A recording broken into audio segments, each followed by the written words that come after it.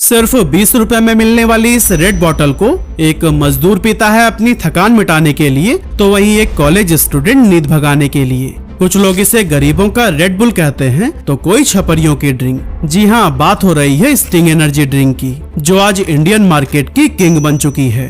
इसने तो red bull जैसे प्रीमियम ब्रांड का भी ऑलमोस्ट खात्मा कर दिया। सिको ने भी ये मौका देखा और ये डिसाइड किया कि वो इसी गैप को ही फिल करेंगे। यही सोचकर 2017 में उन्होंने स्टिंग नाम की एक एनर्जी ड्रिंक इंडियन मार्केट में लॉन्च कर दी। इंटरेस्टिंग बात ये थी कि स्टिंग पेप्सिको का अपना ब्रांड नहीं था। असल में इस एनर्जी ड्रिंक की शुरुआत रॉकस्टार नाम की एक अमेरिकन कंपनी ने की थी। रॉकस्टार ने स्टिंग को पहले टेस्ट किया था साउथ ईस्ट एशिया के 2 देशों में, फिलीपींस और वियतनाम, क्योंकि वहां की मार्केट में वैल्यू फॉर मनी प्रोडक्ट्स की बहुत डिमांड थी और इसीलिए उन देशों में स्टिंग काफी सफल भी रही। पेप्सिको ने देखा कि इंडियन मार्केट भी फिलीपींस और वियतनाम से काफी मिलती जुलती है, इसीलिए उन्होंने वही स्ट्रैटेजी अपनाते हुए स्टिंग को खरीद लिया और उसे इंडिया में लेकर आए। इंडिया में स्टिंग का लॉन्च सीधा एक ही टारगेट के साथ किया गया था और वो था रेड बुल के मार्केट शेयर को हथियाना। इसीलिए जब स्टिंग लॉन्च हुई तो फिर वो आई रेड बुल जैसे ही 250 ml की कैन में, लेकिन प्राइस था एग्जैक्टली आधा, यानी सिर्फ 50 रुपए। शुरुआत में पेप्सिको स्टिंग को एक प्योर एनर्जी ड्रिंक की जगह नॉर्मल सॉफ्ट ड्रिंक की तरह पोजीशन करना चाहता था, मतलब एक ऐसी ड्रिंक जो रेड बुल की तरह हाई स्टेटस का सिंबल ना रहे, बल्कि आम आदमी भी बिना सोचे समझे उसे कंज्यूम कर सके। लेकिन शुरुआती कुछ साल स्टिंग के लिए आसान नहीं थे, क्योंकि उस टाइम इंडिया में एनर्जी ड्रिंक एक निश प्रोडक्ट की तरह देखा जाता था, मतलब एक ऐसी ड्रिंक जो कि कभी कभी लोग शौक के तौर पर कंज्यूम करते थे। ऊपर से पेप्सिको ने इस ड्रिंक को लॉन्च करते टाइम कोई बड़ा सेलिब्रिटी कैंपेन या फिर हाई बजट टीवी एड्स भी नहीं चलाया था, बल्कि वो सिर्फ अपने मजबूत डिस्ट्रीब्यूशन नेटवर्क के दम पर बिना ज्यादा शोर शराबे के ही स्टिंग को मार्केट में लेकर आए थे। इसीलिए शुरुआत के लगभग 2 साल स्टिंग के लिए कुछ खास नहीं रहे, मगर फिर धीरे धीरे इसने अपनी जगह बनानी शुरू की, खासकर उन शहरों और कस्बों में जहां रेड बुल जैसे ड्रिंक्स की रीच कम थी। लेकिन असली गेम तब चेंज हुआ जब 2020 में पेप्सिको ने स्टिंग को एक नए अंदाज में लॉन्च किया। 250 ml की पेट बॉटल और कीमत सिर्फ 20 रुपए। अब दोस्तों, ये प्राइसिंग कोई छोटी बात नहीं थी, बल्कि ये वो फैसला था जिसने पूरी एनर्जी ड्रिंक इंडस्ट्री को हिला कर रख दिया था। अब स्टिंग एक प्रीमियम प्रोडक्ट नहीं रहा, बल्कि एक ऐसा प्रोडक्ट बन चुका था जो कि आम सॉफ्ट ड्रिंक के बराबर खड़ा था। पहली बार एक एनर्जी ड्रिंक उस लेवल पर पहुंच चुकी थी जहां गली के पान वाले से लेकर गांव के जनरल स्टोर तक हर कोई इसे स्टॉक करने लगा था। रेड बुल अब भी 100 रुपए में था और स्टिंग सिर्फ 20 रुपए में। कुछ ही महीनों में जो ड्रिंक पहले सिर्फ कूल कैफेज और नाइट क्लब में दिखती थी, वो अब स्टूडेंट्स, मजदूरों और ऑटो ड्राइवर्स की पहली पसंद बन गई। पेप्सिको की स्ट्रॉन्ग सप्लाई चेन और एग्रेसिव प्राइसिंग स्ट्रैटेजी का जादू ऐसा चला कि सेल्स आसमान छूने लगी। और 2020 के बाद स्टिंग ने जो रफ्तार पकड़ी, उसकी पेप्सिको को भी शायद उम्मीद नहीं थी। रिपोर्ट्स के मुताबिक 2021 में इंडिया के अंदर स्टिंग ने करीब 2.3 करोड़ बॉटल्स बेचे। फिर 2022 में ये नंबर बढ़कर 6.5 करोड़ हो गया और 2023 में तो रिकॉर्ड ही टूट गया, 11 करोड़ बॉटल्स बिक गए। मतलब कि सिर्फ 4 सालों में ही स्टिंग ने इंडियन एनर्जी ड्रिंक मार्केट का पूरा नक्शा ही बदल दिया। 2018 में जहां रेड बुल के पास 75% मार्केट शेयर होता था, 2023 तक स्टिंग अकेला 90% शेयर का किंग बन चुका था, जबकि रेड बुल का शेयर गिरकर सिर्फ 7% पर आ गया। यहाँ तक कि पेप्सिको का भी कहना है कि स्टिंग की ग्रोथ रेट पिछले 30 सालों में किसी भी सॉफ्ट ड्रिंक ब्रांड से कहीं ज्यादा रही है। और दोस्तों, स्टिंग के इस कामयाबी के पीछे कोई एक नहीं बल्कि काफी सारे रीजंस हैं, और एक सबसे बड़ा रीजन तो हम आपको बता ही चुके हैं, जो थी इसकी प्राइसिंग। दूसरा बड़ा फर्क था पैकेजिंग और सप्लाई चेन का।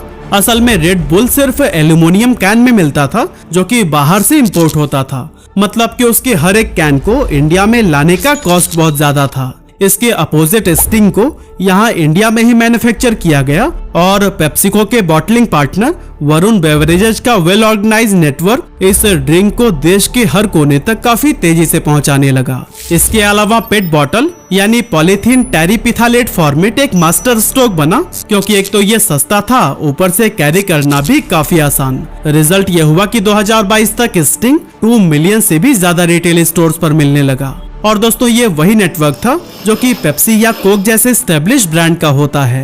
यानी ये ड्रिंक सिर्फ बड़े शहरों तक ही सिमट कर नहीं रहा, बल्कि छोटे गांव और कस्बों की किराना पान की दुकानों तक भी पहुंचा। जबकि रेड बुल और मॉन्स्टर जैसे ब्रांड्स सिर्फ बड़े शहरों के हाई एंड स्टोर्स में मिलते थे। इसके अलावा मार्केटिंग के मामले में भी स्टिंग ने एक अलग स्ट्रैटेजी अपनाई, क्योंकि जहां रेड बुल अपने आप को फार्मूला 1 रेसिंग और महंगे ग्लोबल कैंपेन से कूल दिखाने में लगा रहा, वहीं स्टिंग ने शुरुआत में किसी बड़े सेलिब्रिटी ब्रांड एम्बेसडर का सहारा नहीं लिया।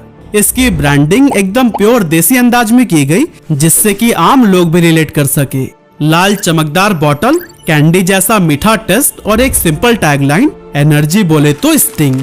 यही वजह थी कि 2019 से 2021 के बीच स्टिंग बिना किसी बड़े सेलिब्रिटी प्रमोशन के भी वायरल होता चला गया और लोग इसके टेस्ट और इंस्टेंट एनर्जी इफेक्ट के बारे में सोशल मीडिया पर भी बात करने लगे। लेकिन फिर इसके बाद पेप्सिको ने स्टिंग की रीच को नेक्स्ट लेवल पर ले जाने के लिए अपना मार्केटिंग स्किल बढ़ाया और बॉलीवुड एक्टर अक्षय कुमार को ब्रांड एम्बेसडर बना लिया। लेकिन दोस्तों जैसे जैसे स्टिंग की पॉपुलैरिटी बढ़ी, वैसे ही वैसे इसके चारों तरफ कुछ परसेप्शंस भी बनने लगे। जैसे कि इसकी कम कीमत की वजह से काफी सारे लोग इसे गरीबों का रेड बुल कहने लगे। साथ ही बहुत सारे लोगों ने इसे छपरियों की एनर्जी ड्रिंक का भी नाम दिया। अब दोस्तों इसके पीछे एक हार्श लेकिन असल सच था कि स्टिंग के सबसे बड़े खरीदार वो दिहाड़ी मजदूरी करने वाले लोग बने, जो कि हर रोज जी तोड़ मेहनत वाला काम करते हैं। थकान से टूटा हुआ मजदूर, दिन भर रोड पर रिक्शा खींचने वाला या फिर एक कंस्ट्रक्शन वर्कर, ये लोग स्टिंग इसलिए पीते हैं क्योंकि इससे इन्हें सस्ते में वो इंस्टेंट एनर्जी मिलती है, जो कि इनके काम में बहुत हेल्प करती है। लेकिन फिर दोस्तों इसके बाद से पढ़े लिखे तबके के बहुत सारे शहरी लोग अब स्टिंग पीने में शर्म महसूस करने लगे। सोचिए, एक ड्रिंक जो एनर्जी के लिए बनी थी, उसे क्लास और सोशल इमेज के तराजू में तौला जाने लगा। लेकिन सच्चाई ये भी है कि इंडिया की मेजोरिटी पॉपुलेशन उन्हीं लोगों से ही बनी है जो कि स्टिंग को रोज कंज्यूम करते हैं, बिना किसी ब्रांड परसेप्शन के, सिर्फ अपनी जिंदगी की थकान मिटाने के लिए। और यही वजह है कि इन सोशल स्टीरियोटाइप के बावजूद स्टिंग की ग्रोथ कभी नहीं रुकी।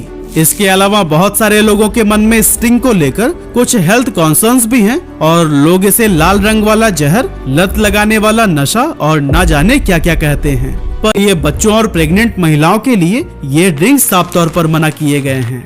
लेकिन दोस्तों अब सवाल उठता है कि आज के दौर पर स्टिंग खड़ा कहाँ है और इसका फ्यूचर क्या है। देखिए दोस्तों, 2024 की एक रिपोर्ट के मुताबिक इंडिया की एनर्जी ड्रिंक मार्केट 7800 करोड़ रुपए से ज्यादा की हो चुकी है और अनुमान है कि 2030 तक ये 16,000 करोड़ रुपए को भी क्रॉस कर जाएगी। और क्योंकि स्टिंग इस मार्केट का सबसे बड़ा प्लेयर है, इसीलिए आने वाले कुछ सालों में ये 1.5 से 2 गुना तक ग्रो कर सकता है। रेड बुल जो एक टाइम पर भारत में एनर्जी ड्रिंक का दूसरा नाम माना जाता था, अब सेल्स और मार्केट शेयर की रेस में बहुत पीछे छूट गया है। वहीं दूसरी तरफ पेप्सिको की इस सक्सेस को देखकर कोका कोला ने भी 2022 में थम्स अप चार्ज नाम से 20 रुपए के प्राइस पर अपना एक एनर्जी ड्रिंक लॉन्च किया था, ताकि मास मार्केट में अपने पैर जमा सके। लेकिन अभी भी वो सेल्स के मामले में स्टिंग से काफी पीछे है। और दोस्तों पेप्सिको भी सिर्फ एक प्रोडक्ट लॉन्च करके ही नहीं रुक गया, बल्कि वो लगातार नए फ्लेवर्स भी ला रहा है। फिलहाल की अगर बात करें तो स्टिंग रेड के अलावा ब्लू करंट और गोल्ड नाइट फ्यूल, ये 2 फ्लेवर्स भी इंडियन मार्केट में अवेलेबल हैं। अब अंत में बस मैं यही कहना चाहता हूँ कि स्टिंग को लॉन्च करके पेप्सिको ने ये दिखा दिया कि अगर स्ट्रैटेजी सही हो तो भारत जैसी प्राइस सेंसिटिव मार्केट में भी पुराने से पुराने कॉम्पिटिटर्स को हराया जा सकता है। वैसे आप हमें कमेंट करके जरूर बताइएगा कि क्या आपने कभी ये ड्रिंक पी है, और अगर पी है तो इसका टेस्ट आपको कैसा लगा।